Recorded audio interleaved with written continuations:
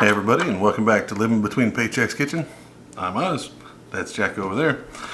And for those of you that don't know me, in junior high and high school, I worked every day at a family-owned petting zoo and pony ride. Fairs, festivals, birthday parties, everything. So there were certain foods that you saw at like every fair, festival, carnival, county fair, whatever.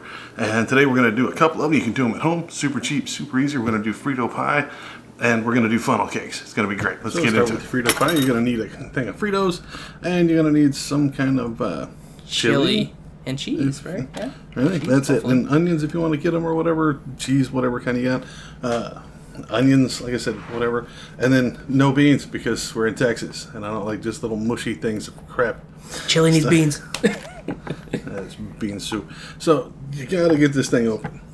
And this is our old can opener, so I'm going to use magic. Now it looks like dog food, so this will be perfect. So you can microwave this, or we just put it in a pot and heat up. Yeah, because usually we're cooking something else with it, or just wanting to kill time, make it seem like we spent all day cooking on something. So instead of microwaving it for 2 minutes, we take it and dirty up a pot and let it heat up for 15 minutes. Yeah, nice and slow. So scrape it all out of here. It sometimes sounds horrific. It looks like dog. Awful. It looks like dog food. Alpo brands. It could look worse. It could look like dog food with beans in it. Hey man, chili with beans is the best kind. Yeah, if you like disgusting things. So once you get this heated up, you got to stir it around a little bit so it won't get burned on the side. So you just get it rattled around, put it on there. Then we're going to show you two different ways. Like one is if you're at the house and you want to be civilized, whatever, but we're broke. So we're going to show you. Now just get your Fritos open. Get them in a bowl. I've seen people do it in like a plate. Like just make a big ass plate of Fritos. I haven't seen it done in a plate. Like the Cheetos or the Fritos go everywhere, and the chili doesn't get. Just let me snag that. And then just pour your hot chili. All right, make sure it's nice and warmed up. Just pour it right. You grab that. Quick. Yeah, all right. They're good. And then it's going to be hot, so you put this cheese on top of it, and it's going to melt it down. You can stir it if you like all your food touching. Stir it up. You got to get the cheese in there. Mix it all together. Not as hot as it is, you're fine. That's the whole point of Frito pie. I don't know. And then put your onions on it. Done. And that's all it takes if you're going to be sitting at home, right? But I'm going to show you how to do it. This is how we used to do it, like the trade days and the fairs and stuff. Right? You get your Fritos, any kind. Chili cheese is one of the best, though. Right? Take it and get you some scissors or a knife, or just tear it off with your teeth and cut the top right off the bag, right off the side, right? And then prop it up or use one hand, have somebody else pour it. And put you chili right inside the bag. I was a kid at a trade days in Canton, Texas, man. Went to a thing and they did that, and then just set it up like that bag is a bowl. Now be careful because that chili's hot, and you're holding it by that bag. They used to put it in like a little, bunch of paper plates or something, which I thought was redundant since I'm using it that way, but it keeps you from burning it. But there, boom, right in the bag. Get to walk around and eat it, just like here at a fair. Now this one's a little more complicated. This is your funnel cake stuff.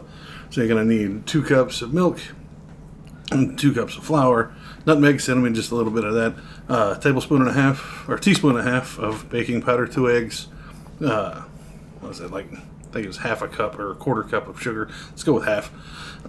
Yeah, I think so. And just going to need 2 cups oil, just a splash of the stuff, and you're going to need a funnel. Now, funnels you can get just about anywhere. So you got your 2 cups of flour. You put that half cup of sugar. I'll write that down in the description. Put that in there. And then your teaspoon and a half of the baking soda in there.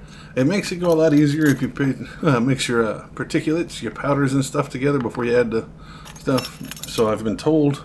They clump up if you pour them in after the liquid's been added. Well, you'd like was going to be clumping it up anyway. I don't know, but like I said. It's like mass, order of operations, except for chemicals. Yeah, because I'm all about the maths. Fuck all that noise.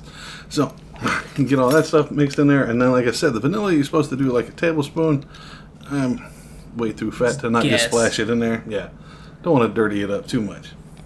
Vanilla's really strong. And then your eggs, again, be careful, try not to get any eggshells in there. If you do, oh well. Just that part was really fried deeper than the other. Like, it's good protein too, isn't it? Is it? I'm I not don't sure. know. It was the part that touched the chicken's butt, so I really don't ever want that in my food. But and then pour this in slow. Now we use a fork. Where's my fork? Yeah. Gotta go find that. Fork A. So you can use this to whisk, right? Make sure to puncture those yolks. Yeah. And then just start spinning it in a circle. Now, if you got a mixer thing, that's fine. But we're poor, so we use a fork. So just whisk and beat this. And I think it took us like 4.5 minutes, something like that. Just constantly later. beat it just to get it thin and no big chunks, because it's going to have to go through that funnel, so you don't want the big parts of it. So now, come over here, get your big frying pan. We got this cast iron because we were cheating. And the other one's warped and all the oil bends to one side. Yeah, our frying pan's getting bad.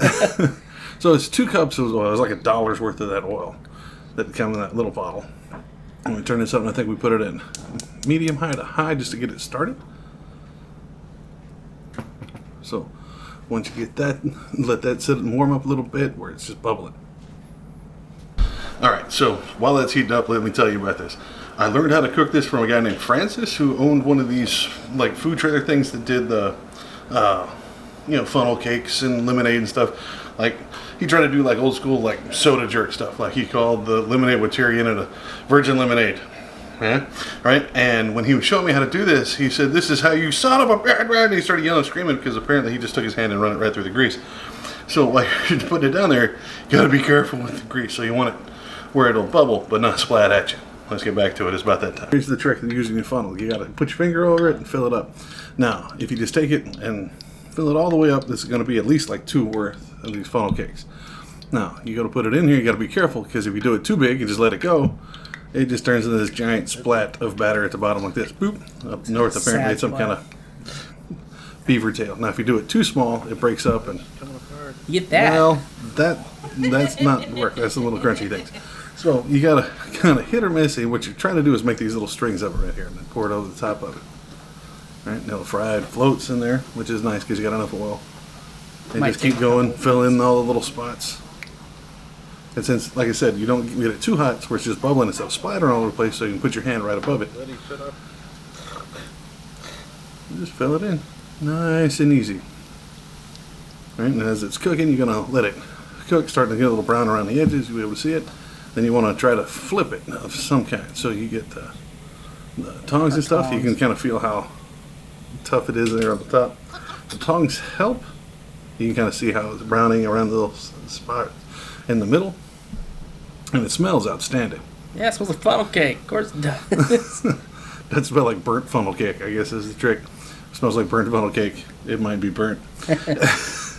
Little common knowledge. So you can kind of feel how sturdy it is as it's cooking on the bottom, and you want to be able to flip it with one big move instead of folding it in, because the dough on the top is still like real sticky. Yeah, if it folds, it's not gonna good. Stuck to itself. So we took a spatula like this. You could take 2 spatulas, a spatula and a spoon or a fork or whatever, and then, nope, gotta be careful. That's hot ass grease. Please be careful when you flip that. Try to flip it away from yourself instead of towards you and your bare feet. Yeah, it came out a really nice gold color. Yeah, once it gets that gold brown color, pull that bad boy out, put it on your secret weapon, that paper plate with the paper towel on it, put a little sugar on it, done. So there you got it. You got your Frito pie, your funnel cake, you're ready for making your own fare in the backyard. And I think it cost, the Frito pie was like $4 at the most, and funnel cake filled the rest of that to our $10 budget. Yep. And man, we ate on that for days. And there you have it, a couple of nice, friendly summertime fair and carnival rodeo kind of foods. Perfect. It's something directly from Texas that we love over here. So we'll see you next time here on YouTube, Tuesdays and Fridays, or you can find us on Instagram at Living Between, or on Facebook at Living Between Paychecks Kitchen there. We always share our stuff there too. We also have a Patreon over at Living Between Paychecks Kitchen there. If you want to help us out, we very much appreciate it. Shout out to all our patrons that are out there. Thank you very much, and we'll see you next time.